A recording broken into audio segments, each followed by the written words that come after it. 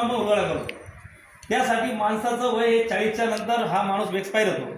आणि एज्युटेक ही कंपनी अशी आहे की इथे एक्सपायरी नाही.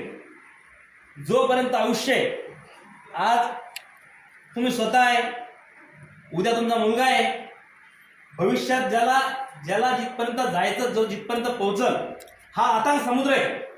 या समुद्रामध्ये ज्याला उडी मारली ते पोहणं शिकणार आहे आणि त्याला शेवट नाही. कुठंच समुद्रात पोहणाऱ्या माणसाला शेवट नाही राहत. त्याचं स्थळ राहायचं, फक्त त्याचं ठिकाण ठरलं असतं की बाबा मला इथं जाऊन थांबायचं.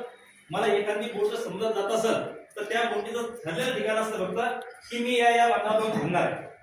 मुंबईतून कसं तुम्हाला अलिबागला थांबायचंय, त्या बोटीचा चालक ठरवतो की आपली बोट अलिबागला थांबायची, कारण समुद्र थांबत नसतो.